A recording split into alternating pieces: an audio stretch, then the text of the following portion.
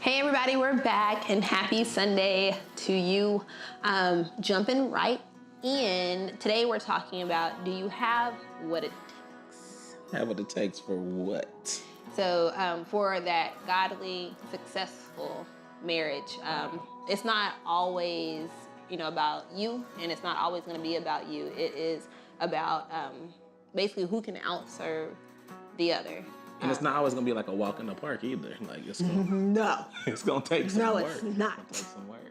But yeah, we got 4 points for today. You wanna go ahead and give us point number 1, baby? Point number 1 is keep God first. You would think that would be obvious, but it's harder than what you think, especially like when you get so caught up in your routine and your scheduling and did you cook dinner? Is the kid bathe? Right. What's going on? Okay, I'm tired. It's the end of the day. Where's your time with God? So you gotta be spending time, whether that's devotionals, whether that's gospel music, whether that's serving together, whatever that may look like for you. But you gotta continue to keep God first and continue talking to God, whether it's to work on you or to work on your spouse, whatever that may be, to continue for your marriage to grow and to be successful. Because your spouse is the gift from God, so don't always glorify the gift and forget the gift giver. Ooh. You like that? Well, you sound like Pastor. Nah, I ain't claiming that at all. Pastor Goins, I ain't claiming that at all. Number 2. Number 2. Oh, you gonna do it? Go ahead. Number 2. Marriage is not 50-50. Come on now. It's 100 me, 100 you. I was waiting to see what he's gonna say. No, real talk. It's not 50-50. I know when we started our marriage, we were 50-50. We were, this is mine, this is yours. It wasn't we weren't all in, honestly. We had one foot in the door, one foot out the door. I mean, that was financially, that was responsibilities throughout the household, like Right. almost through the whole thing, really. Everything. But then when we finally did go 100% in, like 100, like it literally changed the trajectory of our marriage. Like we grew closer, we communicated more. I mean, we had to communicated more, and we kind of grew together. We hit like a different level of our marriage. Really did. Number 3, do not live beyond your means. Mm-hmm. That is going to cause so much more headache, strife, and drama than you could even think of. Right. Now, granted though, husbands and wives, you knew your spouse before you got married. Right. So if you knew your spouse had a spending habit, or if you knew your spouse likes to shop, Are you looking at me? for shoes. No, I'm just playing. But I'm saying though, like, I budget for that. You do. You do. Okay. That's what I'm saying. Like, you need to make sure you know your spouse ahead of time on that, and make sure that you're not living beyond your means. Everyone wants to portray, oh, we have this awesome marriage, we have this big huge house, we're just great, and y'all are scraping by. Like that doesn't make any sense.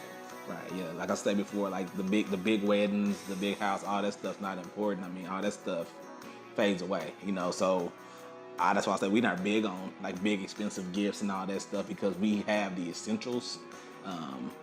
We have the essentials that we need, right? What big essential gifts I like? No, I'm just saying. I'm just looking at you. Y'all see that? I got nervous. That's his spirit. Cause my birthday around the corner, so That's his spirit. and I kind of want something kind of expensive, but we budgeted for that. I mean, we save for things like that, and I think because we didn't live beyond our means, we were able to do the things we're doing now because we saved for this season. I mean, like, one of the number 1 reasons for divorce is financial issues. I will say this, and I think we've talked to you guys about how me and Marcus, how we do our money and our finances for our household. There aren't any big expense. Actually, there's no money at all that comes out of that house account that we do not know about. Right. So, so you got to make sure you're staying open and honest on a financial note too. Right. And the last one, let the past be the past and leave it there. And this is something that's a struggle, because Marcus hasn't always been the deacon, the disciple, the man of God. So, I mean, I came a long way, but sometimes she, you may. No, go ahead. I what? You get quiet, dude.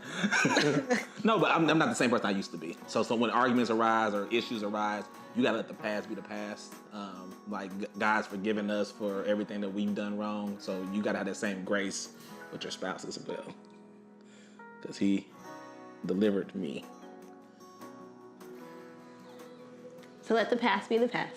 And the biggest portion of that, I will say, is when you do have those arguments, if it is something that happened in the past that you guys have already discussed and argued or whatever the case may be, and you squashed it, it's squashed. Right.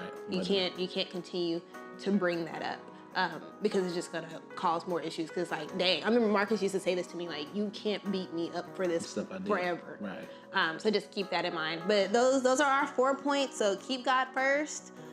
It is not 50-50, it's 100-100. Do not live beyond your means. And what was the last one? I'm sorry. Leave the past in the past. See, I have issues with that. Yep. That's probably why I don't stick. And the last thing is a Christian marriage is a fulfilling marriage.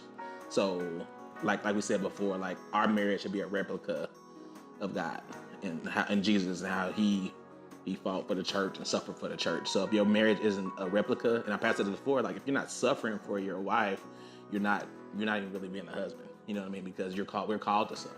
We're called to love. We're called to do all these things. So, like I said before, like a Christian marriage is a fulfilling marriage, and if you're doing it God's way, like there may be issues that arise, but if you are able to come together on one accord, then you can make it through.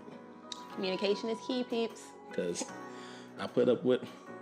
Oh, you put up with. I didn't put up with you. All right, y'all. We what we do? All right, y'all. I don't know why she puts up with me. You know what? Because God called me for something that was beyond me, right. And here I am. Right. Grace and mercy, y'all. Every day. That goes with your post that you just put on Instagram. All right, y'all. Well, it's been awesome. That's all we got for you guys today. You can find the full article on www.thestudsons.com. If you have any questions, hit our DM. If not, we'll see y'all next week. Holla, holla, holla.